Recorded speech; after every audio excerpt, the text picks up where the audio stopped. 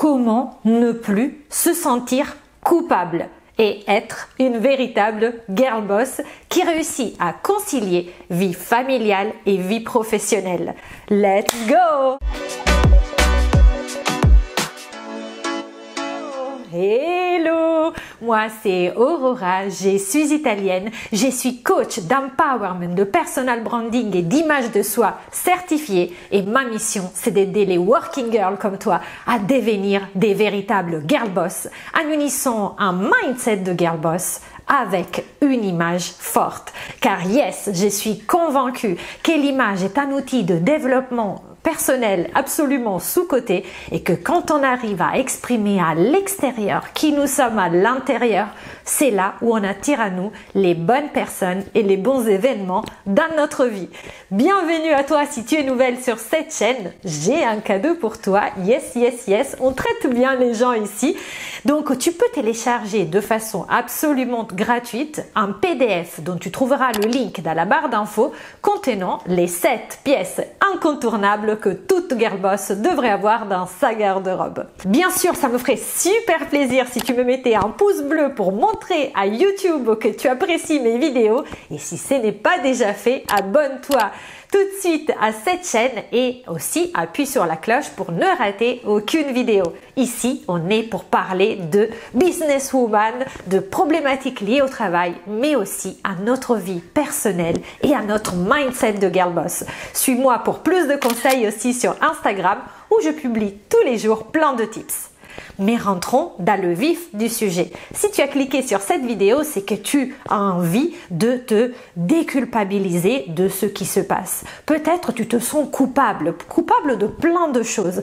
Coupable parce que quand peut-être tu es au travail, tu continues de penser à ta famille et au fait de ne pas être avec ta famille et donc tu te sens coupable pour ça.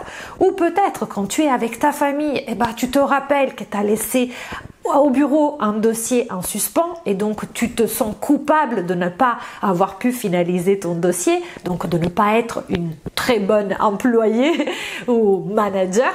Et aussi peut-être tu as envie que la maison soit rangée et tu te sens coupable parce que tu n'arrives pas à l'avoir aussi rangée que tu la voudrais. Peut-être t'en as marre d'avoir toujours le bac de linge sale qui déborde et du coup tu te sens coupable de ne pas être présente pour ta maison. Peut-être aussi tu aurais envie de prendre davantage soin de toi mais tu trouves que tu n'as jamais le temps de le faire et du coup tu aimerais bien t'inscrire au sport mais tu n'irais pas ou peut-être tu es déjà inscrite au sport et tu ne vas pas à la salle de gym. Bref, il y a plein de raisons qui pourraient faire que tu te sentes pas bien par rapport à toi-même et coupable de quelque chose. Et malheureusement, il se peut aussi que si tu es là, cette culpabilité, au fait, ça te travaille.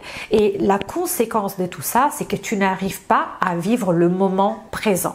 Ça veut dire que quand tu es avec ta famille, tu penses au travail. Quand tu es avec ton travail et tu es au travail, tu penses à ta famille et à tes manquements. Peut-être tu penses aussi de ne pas être une bonne maman, une bonne mère, une bonne épouse, une bonne amie. Peut-être tu n'arrives pas à voir tes amis autant que tu le voudrais. Et donc, tu vois que tout ça te travaille. Tout ça ne te fait pas vivre, comme je l'ai dit, le moment présent et tu as l'impression que la vie t'échappe.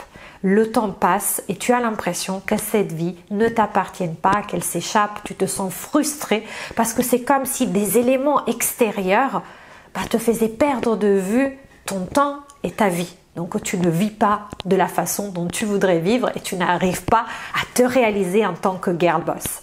Donc voilà cette intro un peu Miss Catastrophe, mais je suis sûre que si tu es resté jusqu'à là, c'est que quelque chose t'a parlé. D'ailleurs, dis-moi dans les commentaires quel est ton plus gros souci de ce côté-là? Qu'est-ce que tu aimerais bien résoudre comme sens de culpabilité? C'est par rapport à quoi?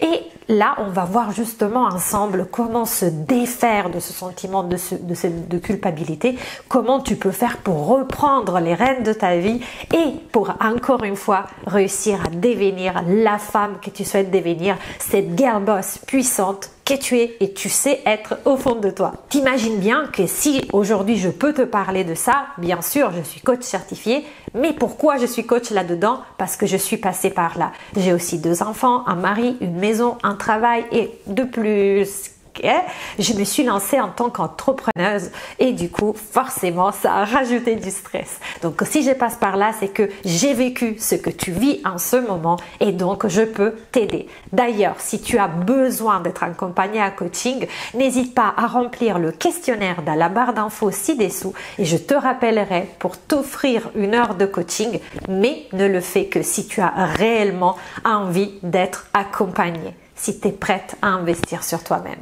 Donc, le premier point dont je peux te parler qui m'a véritablement aidé à surmonter ce sens de culpabilité permanent, c'est le fait de distinguer les faits de la fiction. Alors tu vas te dire, mais de quoi elle me parle? Je suis pas en train de parler de l'histoire de Netflix, c'est l'histoire de ma vie. Yes, car parfois on a l'impression que, par exemple, on se dit, je ne suis pas une bonne mère. Voilà, prenons ce cas concret. Et du coup, quels sont les faits? Pourquoi tu te dis ça? En quoi tu ne te considères pas être une bonne mère? Quels sont les manquements que tu te reproches?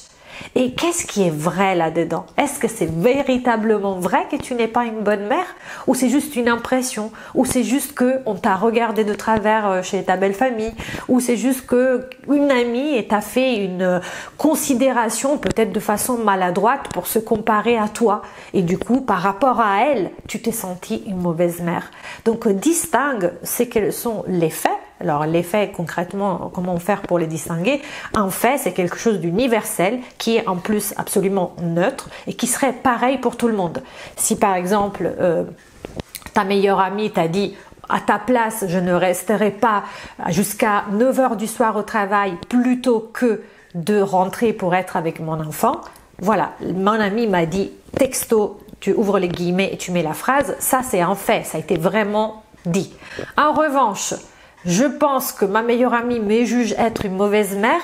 Ça, ce n'est pas un fait, c'est dans ta tête. C'est ce qu'on appelle de la fiction. C'est ce que tu penses peut-être d'un regard que ta copine t'a donné ou d'une phrase, peut-être elle t'a dit « Oh là là, encore tard au travail » et du coup elle t'a dit « Oh là là, encore tard au travail » et tu te dis « Je suis une mauvaise mère ». Donc je ne sais pas si tu me suis, mais c'est vraiment, vraiment important de distinguer les vrais faits de ce que tu vas penser, de ce que les autres t'ont dit ou même de ce que les autres ont fait avec leur comportement ou même, et souvent c'est ça, de tes propres jugements. Dis-toi quelle est l'histoire que je suis en train de me raconter. Le deuxième point que j'ai suivi et franchement ça m'a énormément aidé, c'est de définir qu'est-ce que ça veut dire pour toi te libérer à jamais de ce sens de culpabilité. Si on reprend l'exemple de « je ne suis pas une bonne mère », qu'est-ce que ça veut dire pour toi? Qu'est-ce que ça serait pour toi être une bonne mère? Écris-le par écrit et manuscrit, pas à l'ordinateur. Et tu vas vraiment écrire, pour moi, être une mère, une bonne mère, ça serait de passer X heures à jouer avec mes enfants. Ou ça serait de pouvoir être présente au moment où ils se couchent tous les soirs. Ou ça serait, et tu rajoutes, tu dis ce que pour toi ça serait. Mais si tu ne l'écris pas, si tu ne mets pas par écrit une liste de ce que pour toi est ton objectif d'être une bonne mère, tu n'y arriveras jamais. Tout simplement parce que c'est comme si c'était un avion qui est en phase de décollage et au moment où il doit décoller, il n'a pas de destination. On lui dit il faut que tu ailles par là et puis après non en fait Sao Paulo ça serait sympa. Ah mais si on allait à Paris et si finalement on allait à New York. Et finalement c'est normal que tu n'arrives jamais à te sentir une bonne mère ou une bonne employée ou une bonne entrepreneuse ou une bonne épouse parce que tu n'as pas setup de GPS.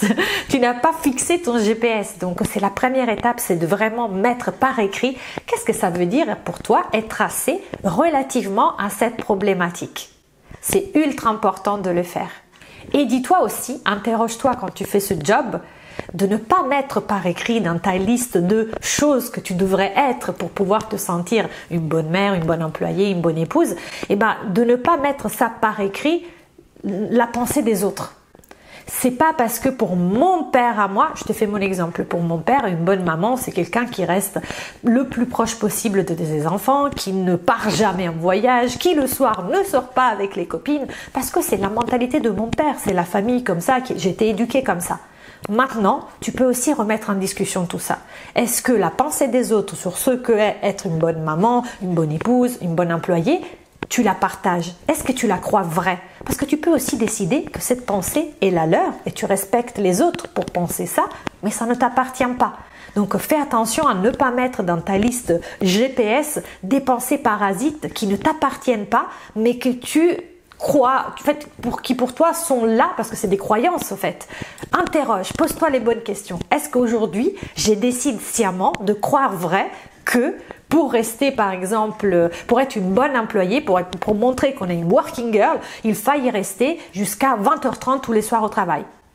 Ah, mais on me dit, mais oui, mais en France, quand tu pars trop tôt l'après-midi, on te dit si tu as posé ton après-midi, si tu pars à 17h30, 18h, on s'en fout. Je veux dire, qu'est-ce que tu crois vrai? Est-ce que dans ta chair, dans tes guts, comme on dit en anglais, dans ton ventre, tu sens que 20h30, ça sonne juste ou ça sonne faux? Tu vois, si tu sens que ça sonne faux, ne mets pas ça dans ta liste parce que autrement, si tu ne le partages pas, tu ne le feras pas. Et si tu ne le feras pas, après tu te sentiras mal, mais tu te sentiras mal pour quelque chose qui ne t'appartient pas. Donc rends aux autres leur modèle, leur façon de penser et choisis sciemment ce qui sont tes objectifs. Le troisième point, c'est une fois que tu as fixé tes objectifs, et je te conseille de le faire un par un. Par exemple, commence par le professionnel, si c'est ce qui te travaille le plus et tu aimerais bien être au focus professionnel et ne pas avoir ce hamster qui tourne dans la roue, qui pense au fait que tu sois une mauvaise mère pendant que tu es au travail. Et donc à ce moment-là, concentre-toi, qu'est-ce que ça veut dire pour moi être une bonne professionnelle, une working girl, et voilà, et tu fais ta liste par rapport à ça. Et le troisième point, c'est ensuite de prendre une décision. Ça veut dire quoi? Ça veut dire respecter, honorer la liste de ce que pour toi était être par exemple une bonne working girl. Parce qu'en fait finalement l'engagement que tu prends n'est pas envers ton employeur, c'est par rapport à toi-même. Donc une fois que tu sais quels sont tes standards par rapport à être une working girl, et tu vas une par une, toutes ces lignes-là, les respecter. Et à ce moment-là, tu verras que tu te sentiras bien, tout simplement parce que tu as honoré tes propres valeurs, ce qui pour toi peut être bien.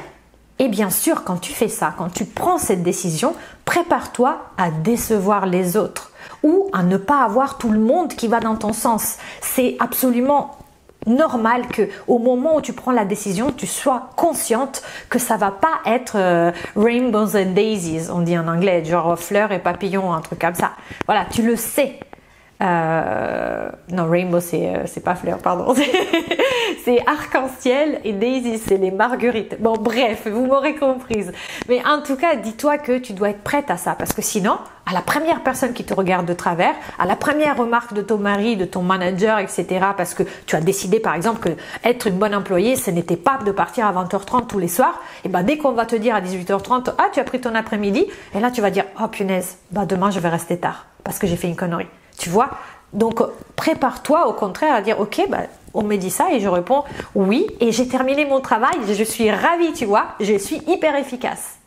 Et ça, c'est aussi une technique. Quand on te fait une remarque, ne réponds jamais par mais, parce que finalement, quand tu dis mais, ça veut dire que tu es en opposition avec l'autre personne et l'autre personne va se fermer. Elle va, au contraire, essayer de te convaincre qu'elle a raison. Mais si tu dis et, il n'y a pas de conflit. Et il faut être deux pour être en guerre. Donc même dans un milieu professionnel, ça peut être très utile. Si on te fait une remarque, tu es parti, tu prends ton après-midi parce que tu pars à 18h ou à 17h30, tu peux dire, oui, je pars à 17h30 et j'ai terminé mon travail. Je suis méga efficace. D'ailleurs, si tu veux, on peut en parler. Je te montrerai ma méthode de gestion de travail.